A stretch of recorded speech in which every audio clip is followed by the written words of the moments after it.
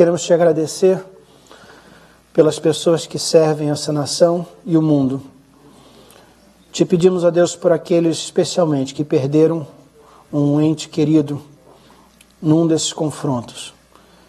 Que amanhã eles se sintam honrados, respeitados e lembrados. E que o Teu Espírito Santo console eles. Oramos pelos Estados Unidos. Pedimos pela Tua bênção sobre essa nação que tanto tem nos abençoado e abençoado o mundo. Oramos pelo presidente dos Estados Unidos, pelos líderes dessa nação. Oramos sobre eles a Tua bênção. Oramos a Tua proteção sobre a vida deles. Te pedimos que Tu dês sabedoria a eles no governo desse país. Oramos pelo derramamento do Teu Espírito sobre os Estados Unidos da América. Envia um avivamento sobre essa nação. Oramos pelas nações do mundo. Tu amas o povo de todo o mundo. Todas as nações são importantes para Ti. E pedimos que elas sejam tocadas pelo Teu Espírito. Que a igreja possa ser uma luz em cada nação do mundo. E isso oramos em nome de Jesus e em fé agradecemos. Amém. Vamos voltar nossa atenção para o livro de Isaías. Semana passada fomos introduzidos a esse grande e poderoso livro. Lemos o capítulo 1 juntos, que é um resumo do livro. Hoje eu quero introduzir para os irmãos algumas outras curiosidades sobre este livro e alguns fatos bem importantes, algumas mensagens importantes. A primeira curiosidade tem a ver com uma semelhança entre o livro de Isaías e a Bíblia em geral. O livro de Isaías tem 66 livros. O livro de Isaías tem 66 capítulos. A Bíblia tem 66 livros. Os capítulos de Isaías são divididos em dois. A primeira parte de 1 a 39, a segunda de 40 a 66. E na primeira parte do livro de Isaías, o assunto principal é o pecado e o juízo. Semelhantemente, os 39 primeiros livros da Bíblia formam o Velho Testamento. E o tema do Velho Testamento é também o pecado e o juízo. A lei de Deus e a nossa incapacidade de guardar a lei, trazendo assim o pecado e o juízo. Os últimos 27 capítulos de Isaías são promessas de esperança, promessas de redenção. Aliás, o capítulo 40, versículos 1 e 2 de Isaías são bem marcantes.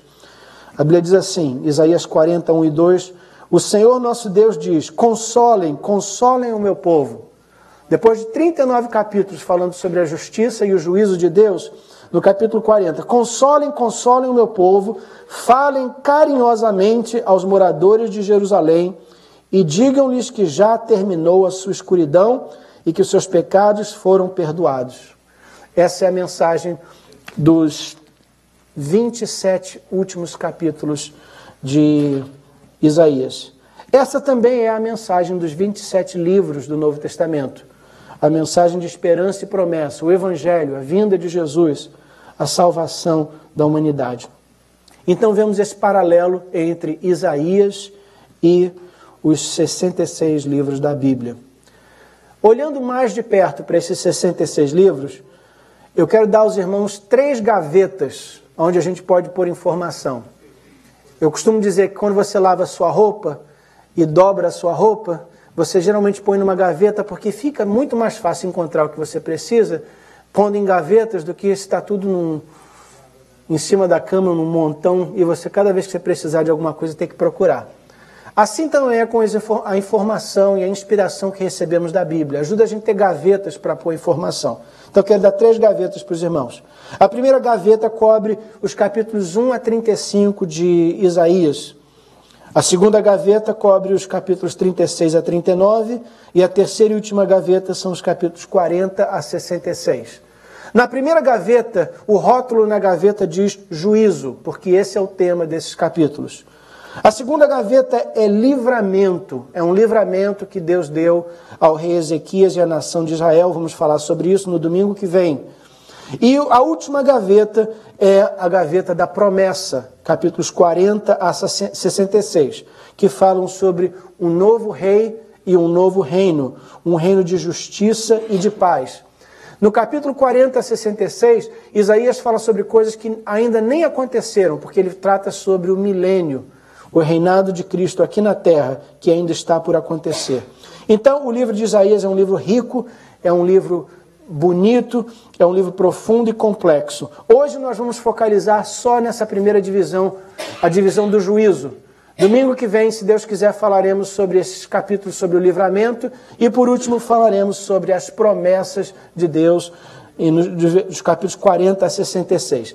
Então, você olhando para essa primeira divisão, você vai falar, pastor, são 35 capítulos? Sim. Nós vamos ser breves e rápidos, não vamos ler todos os capítulos, nem todos os versículos, mas tem grandes e poderosas mensagens nesses capítulos que eu quero mencionar para os irmãos. Mas o tema de todos eles é o juízo de Deus. O juízo de Deus, o castigo de Deus sobre o pecado.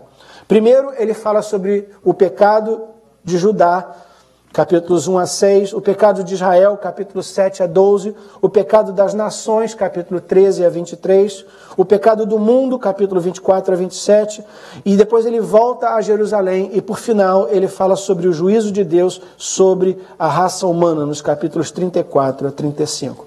Muito bem, então vamos dar uma olhadinha nessa gaveta. Vamos abrir a gaveta e olhar o que Deus tem para nós aqui. A primeira coisa que aprendemos é que Deus começa a tratar com a nação de Judá, chamando a atenção delas. E qual é o problema deles? O que eles fizeram de errado? Capítulo 2, versículo 1. Esta é a mensagem a respeito de Judá e de Jerusalém que o Senhor Deus deu a Isaías, filho de Amós. Venham, descendentes de Jacó, vamos caminhar na luz que o Senhor Deus nos dá. A primeira coisa que eu quero chamar a atenção aqui, queridos, que Deus começa esse livro com um convite para ajudar e, por extensão, um convite para mim e para você. Deus convida, venha, vamos caminhar na luz. Sai do escuro, sai das trevas, vem para a luz e vamos caminhar juntos na luz. Versículo 12, naquele dia o Senhor Todo-Poderoso vai humilhar todos os orgulhosos e vaidosos, todos os que pensam que são importantes. Note, Deus diz assim, se você não for humilde o suficiente de caminhar na minha direção e receber a minha direção para a sua vida, vai chegar um dia que Isaías identifica como o dia do Senhor, um dia de juízo. Vai chegar um dia em que você vai ser humilhado porque você não veio para mim. No capítulo 5 ele continua essa mensagem, e aqui ele ainda é mais taxativo ainda, ele diz assim no versículo 7, Isaías 5, 7, Deus esperava que eles, se referindo ao seu povo, obedecessem à sua lei, mas ele os viu cometendo crimes de morte. Esperava que fizessem o que é direito, mas ouviu gritos de aflição. Versículo 24. Portanto, assim como o fogo queima a palha e as chamas acabam com a grama seca, assim também vocês desaparecerão. No capítulo 5 de Isaías, Deus conta uma história, uma parábola. E nessa parábola, ele é um fazendeiro, e esse fazendeiro compra uma terra, limpa a terra, ara a terra, aduba a terra e depois planta nessa terra uma vinha. Na época da colheita, ele vem procurando uvas e não encontra. Está tudo podre, está tudo ruim. E Isaías, então, Deus, através de Isaías, interpreta essa parábola e diz, olha, o fazendeiro é Deus e a vinha é o seu povo. Ele investiu no seu povo, ele cuidou do seu povo esperando ver fruto bom. E quando ele veio ver fruto, o que ele encontrou foi fruto ruim. E ele menciona o fruto ruim que ele encontrou. Ele esperava obediência à lei, mas encontrou crime de morte. Ele esperava as coisas direitas, mas encontrou gritos de aflição. Todo mundo aflito pelo mal. E ele diz, por causa disso, vocês serão punidos. Versículo 24, 5:24. Serão como plantas cujas raízes ficam podres e cujas flores são levadas pelo vento, como se fosse pó, porque vocês desobedeceram à lei do Senhor. Por isso o Senhor ficou irado com o seu povo. Ele levantou a mão e os castigou. Por que ele vai castigar o seu povo? Por desobediência a vontade revelada de Deus. Queridos, nós como povo de Deus somos responsáveis pela vontade revelada de Deus. Tudo que Deus nos revela, Ele agora espera que nós obedeçamos. E quando desobedecemos, estamos convidando o castigo de Deus. O segundo grupo de pessoas que são corrigidas nesse livro são o povo de Israel. Lembre que Judá estava no sul, 3 tribos, Judá, Benjamim e os levitas. No norte, 9 tribos. E as tribos do norte eram conhecidas como Israel. Muito bem. Rapidamente explicar uma coisa que vai ajudar a gente a apreciar o que está se passando aqui. Judá no sul, Israel no norte. Acima de Israel no norte tinha uma outra nação chamada Síria. Acima da Síria tinha uma outra nação chamada Assíria. A Síria era a potência mundial na época. Era o império da época. O país da Síria era um país forte, mas não era uma potência. Israel e Judá também eram fortes, mas não eram uma potência. Ao sul de Judá tinha uma outra nação chamada Egito. E o Egito era a segunda maior potência da época. Egito tinha sido o império mundial, mas tinha ficado mais fraco, e agora a Assíria era o império. Era a influência maior no mundo. Israel e Judá, então, estão como um sanduíche, estão dentro de um sanduíche, cercado por 2 potências, a Assíria no norte e Egito no sul. Esse império da Assíria estava se tornando cada vez mais forte, mais musculoso. E eles então começaram a expandir as suas fronteiras e conquistar povos. Do lado da Assíria tinha o país da Síria, que não era tão forte, mas era forte também. E eles se sentiram ameaçados pela expansão da Assíria. Então, o país da Síria e o país de Israel fizeram um acordo entre eles. Vamos unir as nossas forças para resistir à influência e à expansão da Assíria. Ok, fizeram esse acordo. Esse acordo violava as instruções que Deus tinha dado aos descendentes de Abraão, porque Deus falou, olha, eu vou abençoar e proteger vocês, e eu não quero que vocês façam acordo com nações pagãs. Eu quero que vocês influenciem eles, mas não sejam influenciados por eles. Eu quero que eles dependam de vocês, mas vocês não dependam deles. Mas o Reino do Norte desobedeceu essa instrução e fez esse pacto com o país da Síria. Aí eles mandaram uma carta para o rei de Judá e falaram, olha, nós fizemos aqui um pacto entre nós, uma união entre nós, um tratado de paz, para resistir à Síria, e queremos que você participe também. O rei de Judá sabiamente negou essa proposta. Não queremos fazer parte desse acordo. Nós não queremos briga com vocês, mas nós também não queremos acordo com vocês. Fica no lado de vocês, a gente vai ficar no nosso. Aí, a Síria e Israel, entre eles falaram, nesse caso, já que você não vai se unir a nós vamos te conquistar. Nós vamos invadir o teu país, vamos destruir a tua capital, vamos remover você do governo, vamos botar o nosso próprio líder aí, vamos tomar conta dos recursos que vocês têm e nos fortalecermos para opormos à Síria. É nesse contexto que acontece o capítulo 7. Deus diz assim, os sírios, junto com o rei Peca e os israelitas, estão fazendo planos para prejudicar o rei Acais. Eles combinaram o seguinte, olha só, Deus revelando para o rei de Judá o que tinha acontecido, o acordo feito entre Israel e a Síria. Eles dizem, vamos atacar o reino de Judá, conquistar o seu povo e forçá-lo a aceitar o filho de Tabeal como rei. Versículo 7. Porém, eu, o Senhor, afirmo que isso não acontecerá. Diga comigo, isso não acontecerá. Lendo o capítulo 7, o exército da Síria já estava em Samaria. Queridos, de Samaria para Jerusalém, para um exército grande, é uma caminhada de 3 dias. O exército da Síria já estava a 3 dias de Jerusalém. Aí Deus mandou Isaías, olha, o rei está preocupado, o rei está nervoso, o rei está com medo. Vai lá e fala com ele.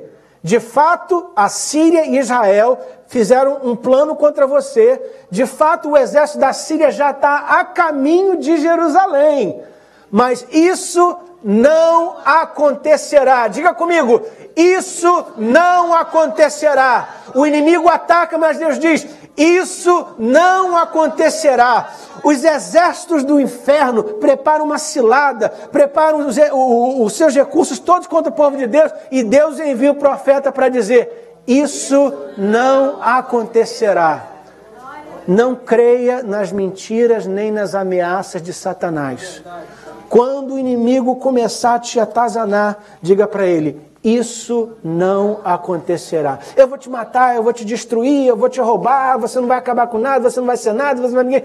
Isso não acontecerá. Maior é aquele que está em nós do que aquele que está no mundo. Não temos tempo para falar sobre os detalhes do que aconteceu aqui, mas vamos falar no domingo que vem. Vamos falar no domingo que vem. Muito bem. Deus fortaleceu Judá e disse, pelo contrário, capítulo 7, versículo 9, se vocês não ficarem firmes na fé, com certeza não resistirão. Isso aqui é um aviso. Mas Deus diz assim, olha, eu vou dar um sinal para vocês que Judá não vai morrer. Eu vou dar um sinal a vocês que Judá não vai ser destruída. Aí você pensa, olha, tem um exército a 3 dias da minha porta, um exército armado, como ele dizia antigamente, armado até os dentes. E eles estão vindo para me destruir. E Deus disse que vai me dar um sinal. Que sinal seria esse? Talvez um terremoto, um exército de anjos, o céu abrir, a glória de Deus brilhar, como aconteceu no Monte Sinai, a glória de Deus descer e queimar o topo de uma montanha. Alguma coisa assim estrondosa, grande, uma coisa que vai abalar e sacudir todo mundo. Talvez, não? Não. Deus tem um senso de humor. Sabe o sinal que ele escolheu dar? Ele disse assim através de Isaías, pois o Senhor mesmo lhe dará um sinal. O sinal é que vocês vão vencer esse exército que está aí na porta de vocês, armado até os dentes. O sinal é o seguinte, uma jovem ficará grávida e dará à luz a um filho. E vocês porão o nome nele de Emanuel. O sinal da vitória de vocês vai ser que uma jovem vai ter um filho. O nascimento dessa criança vai sinalizar o favor de Deus sobre a nação. É o voto de Deus que essa nação deve continuar com vida. E se vocês não crerem nesse sinal, vocês não resistirão. É o aviso do versículo 9. Se vocês não ficarem firmes na fé, com certeza não resistirão. Esse é o sinal que eu vou dar a vocês. Creiam nesse sinal. A palavra de Deus diz no Velho Testamento que nós não devemos desprezar o dia das coisas pequenas. Deus usa pequenos sinais para nos dar grandes vitórias. E esse foi o caso aqui também. Mas esse sinal foi um sinal pequeno, mas não tão pequeno assim. Porque como muitas vezes acontece na Bíblia, e principalmente no Velho Testamento, várias profecias têm dupla aplicação. Aliás, algumas profecias têm tripla e quadrúplice aplicação. Eu lembro quando a gente é criança, aliás, até como adulto, quando você vai, por exemplo, num lago ou num rio e joga aquela pedra na água para ver até onde você consegue fazer a pedra ir, e ela vai batendo assim, né? Até lá embaixo, depois afunda. As profecias do Velho Testamento são mais ou menos assim. Elas se aplicam em mais de uma situação. E nesse caso aqui, é bonito o que Deus fez, a beleza desse versículo.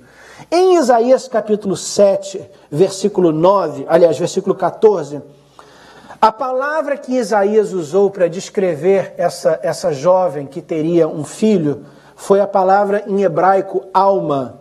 A palavra alma é uma palavra ampla que pode significar duas coisas. Pode significar uma jovem ou uma virgem, uma ou outra. Neste caso, o primeiro cumprimento da profecia, obviamente se tratava de uma jovem casada que teve um filho. Mas no Novo Testamento, 700 anos mais tarde, inspirados pelo Espírito Santo, Lucas e Mateus citaram esse versículo com referência a Jesus.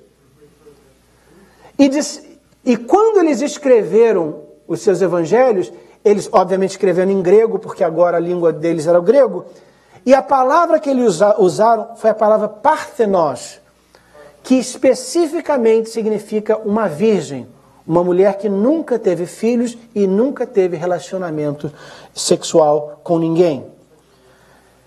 Mateus diz, como disse Deus no Antigo Testamento, uma virgem conceberá e dará à luz a um filho.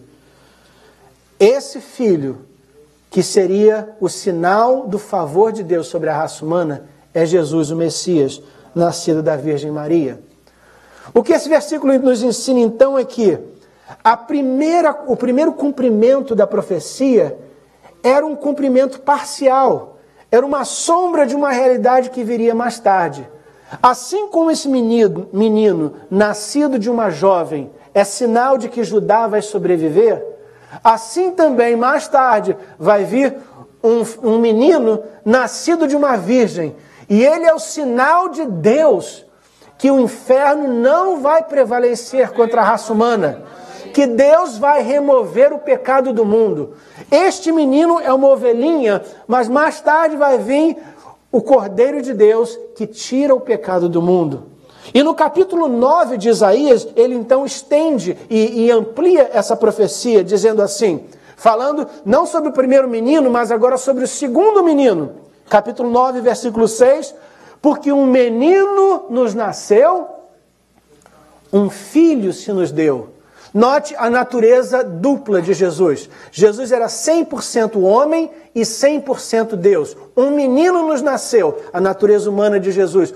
Um filho se nos deu, ele é filho de Deus, a natureza divina de Deus. E o principado, a natureza divina de Jesus. E o principado está sobre os seus ombros. E o seu nome será Maravilhoso, Conselheiro, Deus Forte, Pai da Eternidade, Príncipe da Paz. E do crescimento, do incremento, da expansão do seu principado e da paz, não haverá fim sobre o trono de Davi e no seu reino, para afirmar e o fortificar em juízo e em justiça, desde agora e para sempre. O zelo do Senhor dos Exércitos fará isso.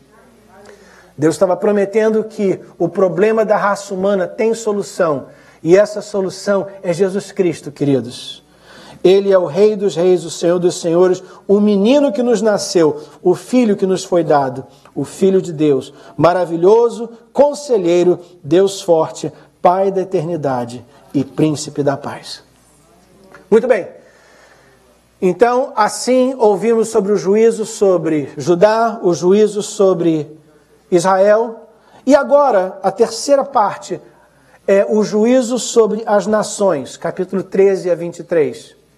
Nesses 11 capítulos, Deus se refere a 9 nações específicas, 9 nações por nome. Essas 9 nações são 9 nações vizinhas de Israel. São países ao redor de Israel: Babilônia, Assíria, Filisteia, Moabe, Síria e etc. Está aí as referências. E Deus usa Isaías para profetizar a essas 9 nações vizinhas a Israel. Nós não temos tempo para fazer isso hoje, mas eu vou dar uma sugestão para os irmãos. Leia essas passagens e estude o que Isaías disse que ia acontecer com essas nações. Depois pega um livro secular de história e compara o que aconteceu com essas nações. E veja como Deus estava certo. O que ele falou aconteceu. O que ele falou aconteceu. Mas esse não vai ser o nosso assunto hoje. O que eu quero enfatizar hoje é que, assim como Deus é Senhor de Judá e de Israel, Ele também é Senhor das nações. Até mesmo as nações pagãs. Etiópia, Egito, Edom, Arábia. Todas essas nações são mencionadas por Deus. Eu estou lendo um livro que foi escrito há centenas de anos atrás pelos eles são chamados os pais da Founding Fathers, os fundadores, os pais que fundaram essa nação. É um grupo de mais ou menos 200 pessoas, mais ou menos. Pessoas que assinaram a Declaração da Independência, assinaram a Constituição, que lutaram pela independência do país, etc. E foram o primeiro presidente, as pessoas mais influentes daquela primeira geração. E eu estou lendo, por curiosidade pessoal, estou lendo sobre a vida deles, e eu estou muito impressionado com eles. Porque grande parte deles eram homens que temiam a Deus. Não eram simplesmente crentes, não, mas temiam a Deus mesmo. E eu acho isso impressionante. Mas eu li uma coisa de um mês atrás, que me fez parar para pensar, porque eu nunca tinha pensado nisso. Essa pessoa, um dos fundadores da nação, ele escreveu uma coisa interessante. Ele estava admoestando a nação, os Estados Unidos e as próximas gerações a temerem a Deus e a ser uma nação justa. E ele menciona assim, nos escritos dele, ele falando para a nação, é importante que a América seja um país justo e correto, porque a justiça exalta a nação, mas o pecado é uma vergonha, um opróbrio para todos os povos. Ele está citando o livro de Provérbios aí. Aí depois ele diz, isso que eu nunca tinha pensado, ele falou uma coisa assim, ele falou, Deus pode esperar corrigir um ser humano na eternidade, porque o ser humano tem uma alma eterna. Ele não menciona isso, mas vou dar um exemplo. Por exemplo, Hitler. Deus pode dar a vida inteira para o Hitler se arrepender. E esperar que ele se arrependa. E se ele não se arrepender e morrer no pecado, ele então vai ter que pagar, prestar contas a Deus. Então Deus pode esperar o castigo de Hitler e de qualquer pecador, ele pode esperar para a eternidade, porque a pessoa tem uma alma eterna. Mas esse fundador da nação falou assim, os países não têm alma eterna. O país é uma coleção de pessoas, e as pessoas têm alma eterna, mas o país não. Então, quando Deus castiga uma nação, quando Deus julga uma nação, ele tem que fazer isso aqui na terra. Ele não pode esperar para a eternidade. As nações malignas, as nações erradas, as nações iníquas, as nações pecadoras, precisam de ser corrigidas aqui na terra. E eu lembrei, por exemplo, de Sodoma e Gomorra. Deus não pôde esperar para corrigir Sodoma e Gomorra na eternidade, porque na eternidade Sodoma e Gomorra não ia estar lá. O povo sim, mas a nação não. Então Deus teve que corrigir a nação enquanto ela existia. E assim ele fez com essas nações. Ele está dizendo, olha, Etiópia, Egito, Edom, Arábia, Assíria, Babilônia, Filístia, eu vou corrigir vocês. E é importante a gente entender isso. Deus é Senhor das nações. E Ele corrige as nações aqui na terra. É importante que as nações sejam corretas, que façam o bem. Nós devemos orar para que os Estados Unidos tenham bons líderes. Independente se a gente gosta ou não deles, votou ou não por eles, vamos orar para eles terem bons líderes, para que a nação não seja castigada e sobre para nós.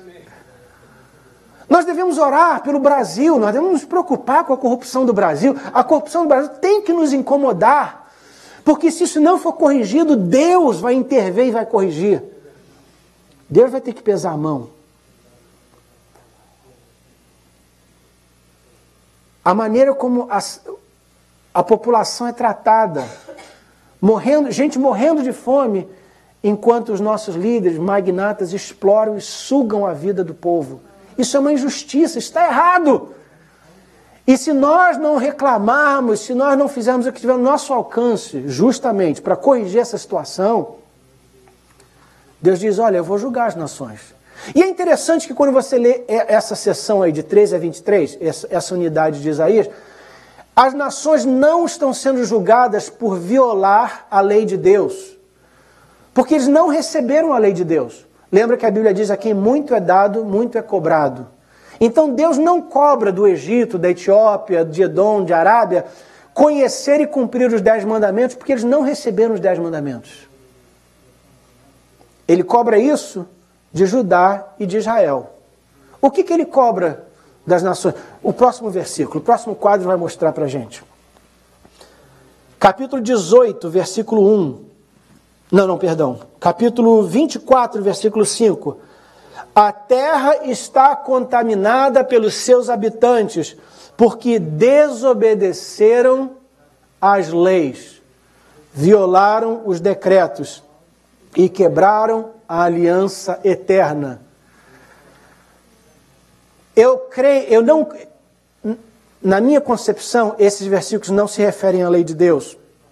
Número 1, porque diz as leis. Geralmente, quando a Bíblia se refere à lei de Deus, é lei no singular. E aqui, lei no plural. Leis no plural. E fala sobre a aliança eterna. A aliança eterna. A lei de Moisés começou no Monte Sinai. Então, tem um começo. E, de certa forma... Bom, não vamos entrar nessa questão. Eu creio que essa referência à aliança eterna e às leis, eu creio que essa referência às leis são as leis humanas. As leis que nós, entre nós, como sociedade, como país, a gente concorda, olha, nós vamos fazer isso e não vamos fazer isso.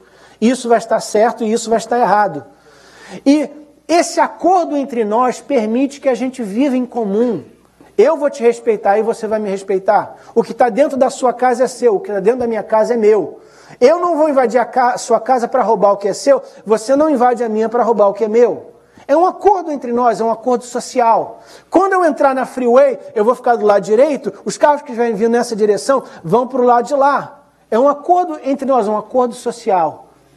E quando as pessoas começam a violar essas leis para se beneficiar da situação, Deus diz, isso é uma violação das leis de vocês mesmos. Em segundo lugar, a quebra da aliança eterna. Essa frase chamou minha atenção. Que aliança é essa? Que aliança eterna é essa? Eu creio, queridos, que a aliança eterna é a nossa consciência. É o senso de certo e errado, de bem e mal, que todos nós temos embutido dentro de nós. Existe uma aliança eterna que é parte da imagem de Deus em nós, que nos faz entender que quando a gente faz o que é errado, está errado. A gente está violando uma regra, uma lei que é maior do que a gente. E Deus fala, essas nações violaram esse acordo eterno, esse respeito mútuo, essa consideração que todos devem ao seu próximo. Versículo 6, por isso a maldição consome a terra, e o seu povo é culpado. Por isso os habitantes da terra são consumidos pelo fogo, ao ponto de sobrarem pouquíssimos. Esse é um retrato do mundo. Mas olha o que Deus diz no meio dessa confusão, no meio desse julgamento, no meio de todo esse sofrimento. Capítulo 26, versículo 3. Tu, ó Senhor, dás paz e prosperidade às pessoas que têm uma fé firme, às pessoas que confiam em Ti. Portanto, confiem sempre no Senhor, pois Ele é o nosso eterno abrigo. Quantos dizem amém? Amém. Deus é o nosso abrigo. Confiemos nele. Amém. Aliás, na próxima divisão dessa unidade, capítulos 28 a 33, Deus fala sobre esse abrigo. Capítulo 28, versículo 16. Por isso o Senhor Deus diz, estou colocando em Sião uma pedra preciosa que eu escolhi, para ser a pedra principal do alicerce. Nela está escrito, quem tem fé não tem medo. Nela está escrito, diga comigo, quem tem fé não tem medo. Diga comigo, quem tem fé não tem medo. Deus diz assim, olha, eu vou cobrar pelas más ações, pelo pecado das nações. Começando com Judá, Israel e as nações vizinhas. Porque eu sou o Senhor do mundo. As nações prestam conta a mim. Porém, em Sião, em Jerusalém, na cidade do rei, onde o meu templo foi construído, ali eu estou pondo uma pedra de esquina, uma pedra principal, que é o alicerce para a solução do mundo. Quem construir a sua vida baseado nessa pedra de esquina, nesse alicerce, não será confundido, não precisará de ter medo. Se você voltar as suas atenções para o Deus de Jerusalém, se você construir a sua vida baseada neste alicerce, nessa pedra de esquina, a sua vida vai ficar firme. E apesar de todo o juízo e castigo que vai vir sobre o mundo, você vai sobreviver. O povo ouviu? Vamos ver a próxima passagem, capítulo 31, versículo 1. Ai dos que vão para o Egito procurando ajuda. Eles confiam num povo que tem muitos cavalos e carros de guerra, num país que tem cavaleiros valentes, mas não confiam no Santo Deus de Israel. Não pedem ajuda ao Eterno. Vamos parar aqui para pensar sobre esse versículo. Depois de ter dito para o povo de Israel, olha, a solução de vocês está em Sião, está em Jerusalém. A pedra de esquina já foi posta aí, a minha revelação já veio para vocês. O menino que vai nascer vai vir para trazer a solução universal, global, para todo mundo. Fica em Sião, é aqui que está a resposta. Lembra que eu falei que tinha Judá, Israel, Síria, Assíria, ao sul, Egito. O povo de Judá falou, não, olha, não vamos fazer pacto com vocês não quero nada com vocês não. Mas quando eles se viram pressionados, e principalmente porque a Síria aqui em cima ficou cada vez mais forte e começou a invadir, e eles viram, Deus deu vitória sobre a Síria e sobre Israel, mas agora a Síria, que é uma potência maior, está vindo na direção deles. O que eles fizeram? Mandaram embaixadores para o Egito, tentando iniciar um pacto, um acordo com o Egito. Olha, Egito, você protege a gente e a gente protege vocês. Samaria já caiu, a Síria já caiu, Israel já caiu, a Assíria está invadindo o norte e eu sou o próximo. Vem aqui ao meu socorro. Teve judeus que até fugiram de Israel, abandonaram a nação e fugiram para o Egito. Deus diz assim, ai dos que vão para o Egito procurando ajuda. Deus diz, ai daquelas pessoas que, em vez de olhar para Sião, para a pedra de esquina que eu já dei, em vez de ouvir a minha voz, o meu conselho, a minha instrução, buscam ajuda no mundo. Ai daqueles que buscam refúgio no mundo, tendo a bênção de Deus ao seu alcance. Essa passagem falou muito ao meu coração. E ela falou ao meu coração por causa de uma experiência que eu tive há coisa de 6 semanas, 8 semanas atrás, não lembro agora a data exata. Mas eu estava pensando sobre isso essa semana. Eu tinha uma decisão importante para fazer, uma decisão profissional importante para fazer, não relacionada à igreja. E eu pensei, bom, eu vou falar com quem faz. Tem gente que faz e tem gente que fala. Eu gosto de gente que faz. Experiência por fazer. Então era uma decisão profissional. Eu falei, bom, eu vou consultar pessoas que estão fazendo, que estão trabalhando nesse campo, nessa área, pessoas bem-sucedidas nesse campo. E eu fiz uma lista de pessoas com quem eu queria falar, pessoas conhecidas, amigos profissionais. E eu fiz até uma lista de perguntas que eu queria perguntar para eles, sobre a profissão e etc., decisões a serem feitas. E eu me preparei e eu falei, bom, no dia tal eu vou então ligar e vou marcar. Eu falei, vou marcar consulta, vou marcar horário com essas pessoas, vou chamá-las para almoçar e eu vou fazer perguntas para mim poder então tomar uma decisão, essa decisão profissional importante para fazer. Queridos, na manhã que eu tinha na minha mente marcado para me orientado para fazer tudo isso, naquela manhã eu me levantei para orar como é o meu costume, fui ter o meu devocional e eu senti um peso no meu coração. Eu senti Deus dizendo, não faz o que você planejou fazer. Eu achei aquilo interessante. Ok, se não é para fazer, eu não vou fazer. E eu decidi ali na hora, ok, não vou fazer o que eu ia fazer, não vou dar espaço. E enquanto eu orava e lia a Bíblia, Deus começou a falar comigo e o Espírito Santo me trouxe à memória o Salmo 1, que diz, bem-aventurado o varão que não anda segundo o conselho dos ímpios. E o Espírito Santo me fez lembrar que cada uma das pessoas com quem eu ia falar eram ímpios, bem-sucedidos na sua profissão, mas ímpios. E Deus falou para mim taxativamente, eu não quero que você busque orientação de ímpio.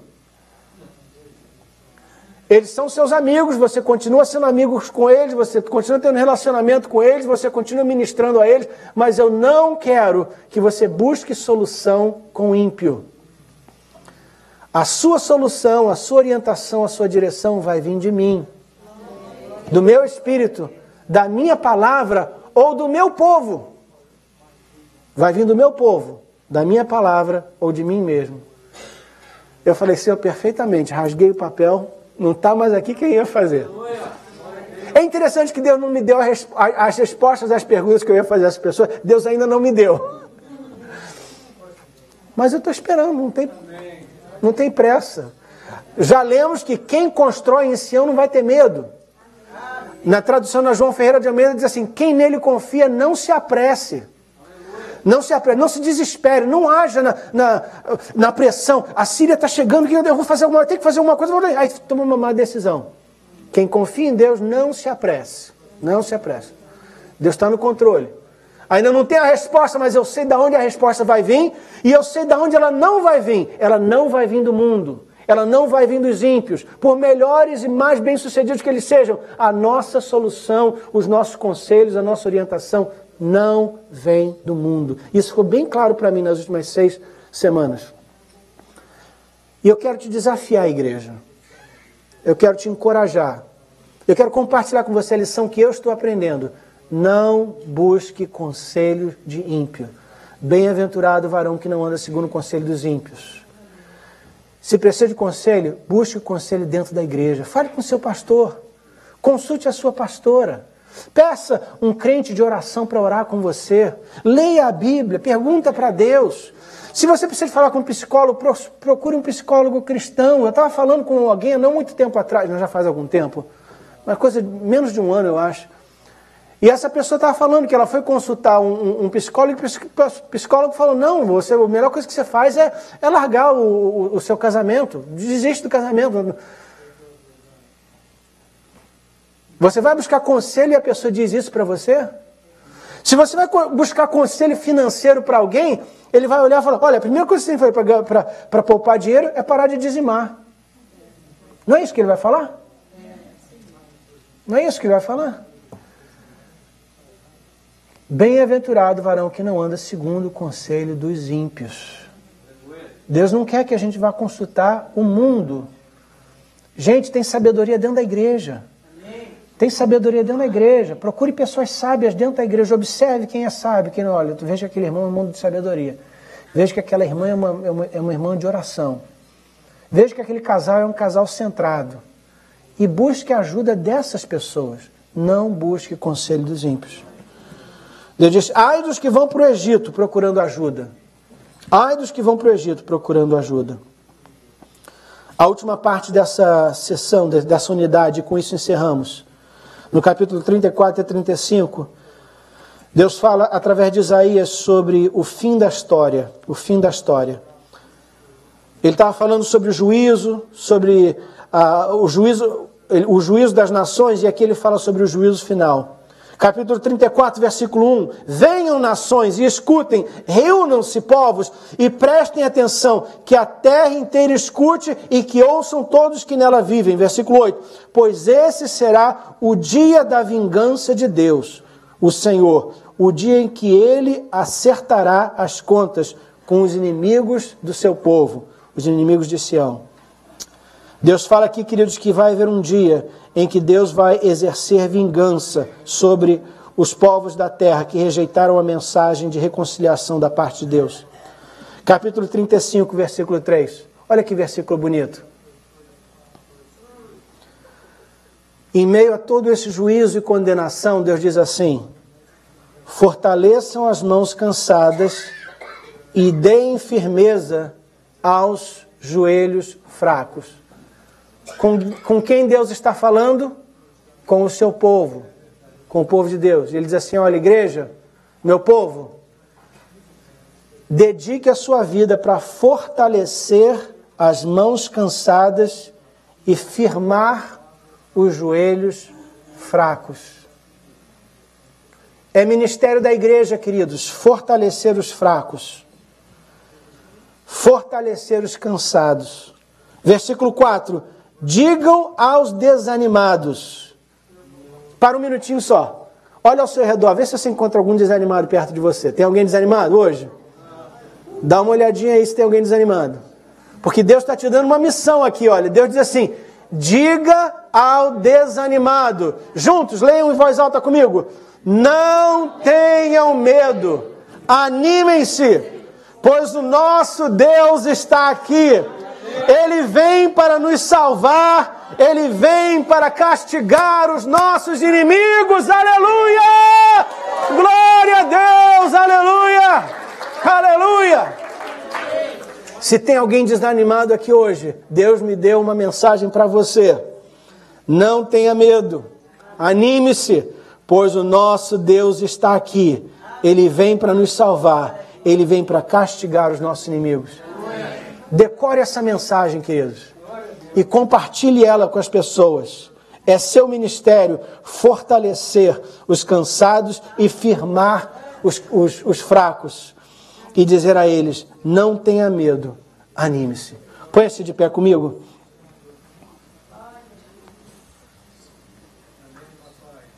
Diga para o seu vizinho, não tenha medo, anime-se.